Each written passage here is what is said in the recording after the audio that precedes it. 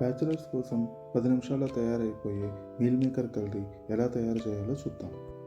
ముందుగా ఒక 100 గ్రాముల మీల్ మేకర్ని నీటిలో నానబెట్టుకోవాలి.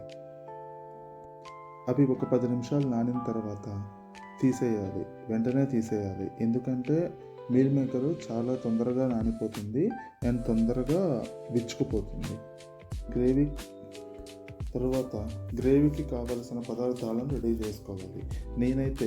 నాకు ఒక్కటికే చేసుకుంటున్నాను కాబట్టి 1 ఉల్లిపాయ, 2 టమాటో, 2 పచ్చిమిరపకాయ తీసుకుంటాను. ఉల్లిపాయల్ని 4 ముక్కలుగా కట్ చేసుకొని, టమాటాలు 4 ముక్కలుగా కట్ చేసుకొని, పచ్చిమిర్చిని ముక్కలుగా కట్ చేసుకొని మిక్సీ పట్టుకోవాలి. మిక్సీని చాలా మెత్తగా పేస్ట్ చేసుకోవాలి. తర్వాత ఒక కడాయి పెట్టి దాంట్లో తగినంత నూనె వేసుకోవాలి. నూనెతో పాటు ఆవాలు, జీలకర్ర వేసుకొని అవి బాగా వేగేదాకా వేయించుకోవాలి.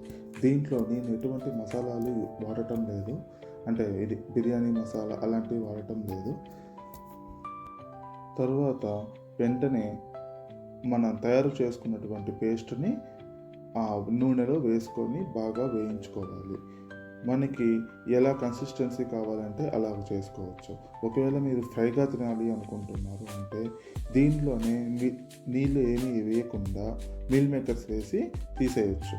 అదే మీ గ్రేవీకి లైక్ చపాతీకి, రోటీకి, దోశకి అలా తినాలనుకుంటే దీంట్లో తగినంత నీళ్ళు మన కన్సిస్టెన్సీ ఒక షేర్వా టైప్లో కావాలి అనుకుంటే దాన్ని మనం నీళ్ళు పోసుకొని బాగా ఉడికించుకోవాలి. ఉడికిన తర్వాత వెంటనే ఈ ముందుగా పిండి పెట్టుకున్న మీల్ మేకర్ని దాంట్లో వేసేసి బాగా ఒక 10 నిమిషాలు ఉడకబెట్టుకోవాలి. దీంట్లో కసూరి మేతి వేసుకునే వాళ్ళు కూడా వేసుకోవచ్చు. ఇది ఒక 5-6 నిమిషాలు బాగా ఉడికిన తర్వాత మీకు తగినంత కారము, పసుపు, ఉప్పు, గరం మసాలా, ధనియాల పొడి వేసుకోవాలి.